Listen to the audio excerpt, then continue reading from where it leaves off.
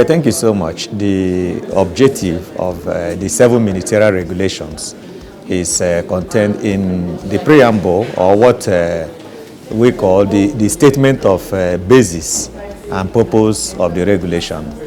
It clearly states that these regulations are intended to ensure that the board introduces a pragmatic approach to the implementation of the Nigerian Oil and Gas Industry Content Development Act. And the word pragmatism is important.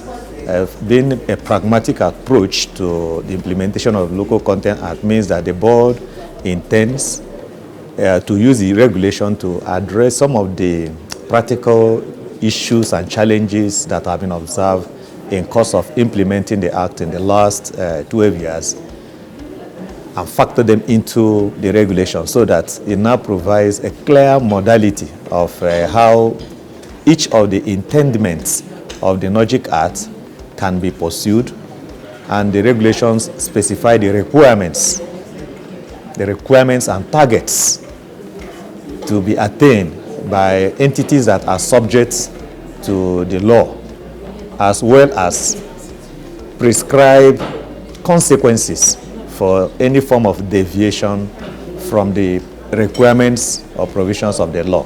So that, in brief, is the very essence of the regulation. Just to summarize, that the regulation states the basis and purpose of entrenching the use of regulations, so that it describes the modalities for implementation of the various requirements of the NOG Act, stating what are the targets across the various sections of the NOG Act, and consequences for deviation from the requirements of the NOG Act. So it's a subsidiary instrument that will support the NOG Act.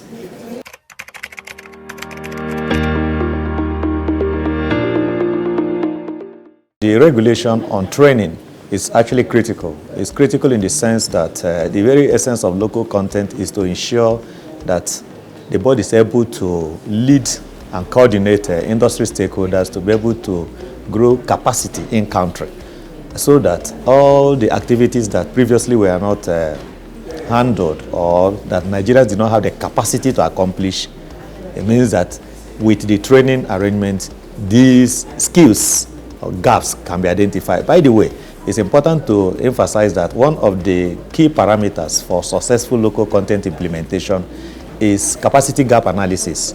And in the course of implementation of the Act, the board, as well as other entities, have been able to identify some of the key areas of skills gaps.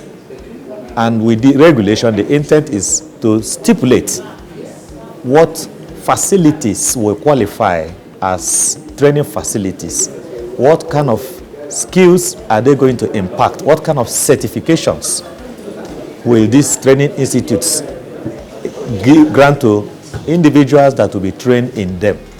So with this regulation, the entities that are subject to the Local Content Act will now aspire to ensure that it makes conscious and deliberate effort to identify all the critical areas of need and factor them into the Nigerian Content Plan, which is one of the first requirements you need to get the Nigerian Content Authorization before commencement of any project. So if you read section 28 of the NOG Act and 29, it says every operator shall ensure that in their hiring and training of Nigerians, that they will give first consideration to Nigerians. And for skills that are non-existent or Nigerians do not have the required capacity, that the operator shall ensure that it's able to institute an arrangement or a plan to provide trainings, requisite trainings that will fill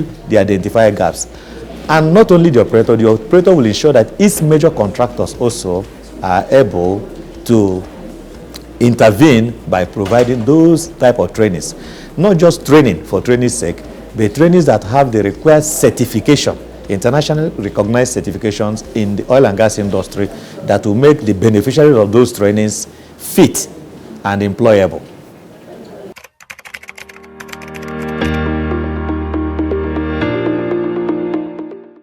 One of the regulations out of the 7 is the regulation on research and development. And research and development is one of the critical parameters for successful and sustainable local content implementation.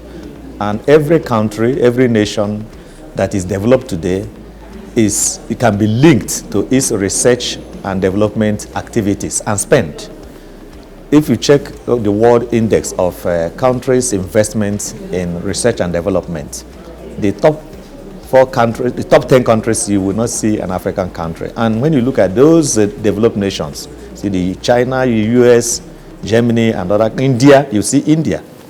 You will see South Africa at a distant level. So that explains why Africa is actually far behind in terms of technology and development.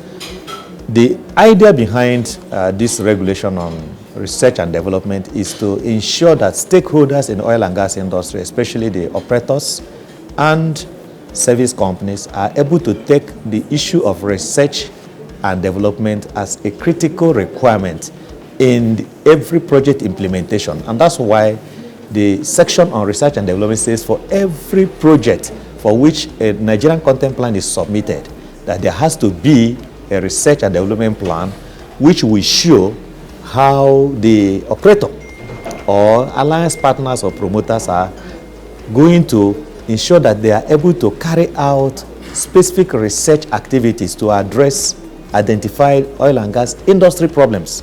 Not research for promotion as we see in the academia, but research that will solve existing oil and gas problems. So the focus, therefore, is to introduce and whet the appetite of oil and gas industry practitioners in Nigeria to take huge interest in technology and innovation by looking at what are the common industry problems. How can it be solved on the back of existing projects? The regulation, by the way, also introduces how to fund research activities and to create a synergy in the research ecosystem.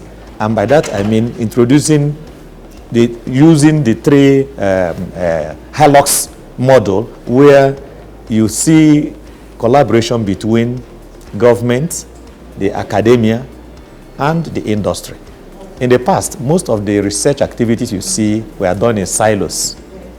But this regulation intends to integrate all research efforts to create a synergy so that what the industry needs is known to the academia, and academia intervention in research activities will focus on addressing and identifying and solving those common industry problems. So the role of the board will essentially be to coordinate, to ensure that what is agreed, what is identified as research problem is tackled, and the commitments made thereon is carried to the latter.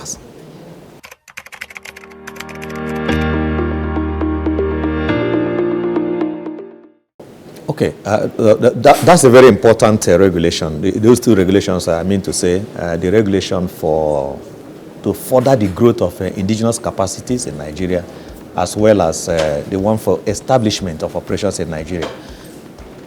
The NOG Act requires the agency, that is Nigerian Content Board, which is charged with responsibility of enforcing the provisions of the Act, to ensure that it makes rules, procedures to support continuous growth of Nigerian content attainment in the oil and gas industry. So these 2 regulations are designed to achieve the intent of that section 4 of the NOG Act. Now, to zero in on the regulation for establishment of operations.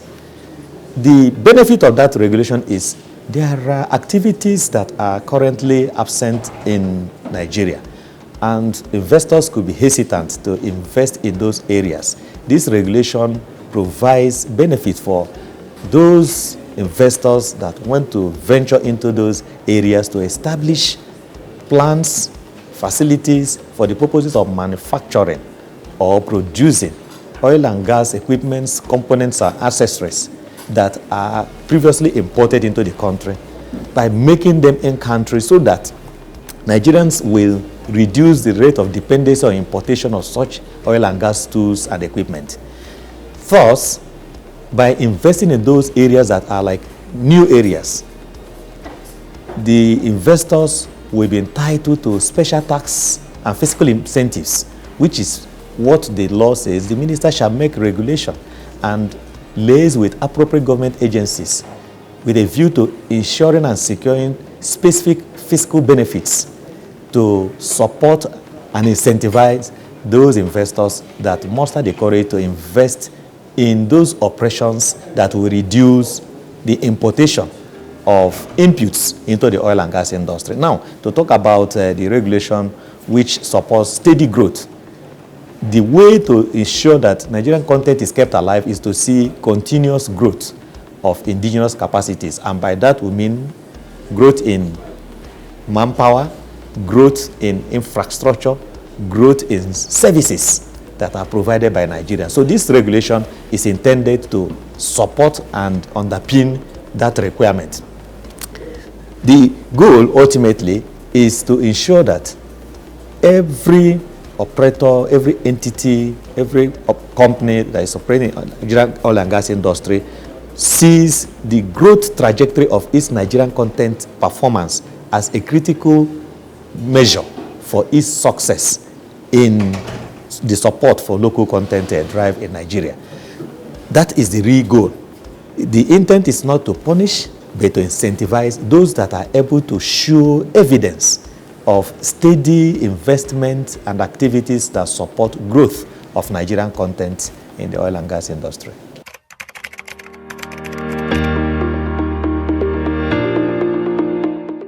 The Nigerian content seminar was actually phenomenal. It was phenomenal in the sense that you saw a lot of energy in the room and enthusiasm from stakeholders. There were a lot of interest in understanding the 7 ministerial regulations that had been released and issued by the NCDMB, as well as the unveiling of the insurance guideline. And that is expected because insurance is a very critical component of the oil and gas industry solution. So it's expected that stakeholders will want to know how and what will be the requirements of the insurance guideline. The same enthusiasm explains why that behavior, again, explains the enthusiasm for understanding the intent and purpose of the ministerial regulations. I'm glad that various panel sessions, as well as the ES keynote address, was able to shed sufficient light on the very intent of those regulations, that they are intended to bring clarity around the requirements of Nigerian content implementation, the modalities for achieving the targets set therein, and not essentially to punish or sanction people as it were.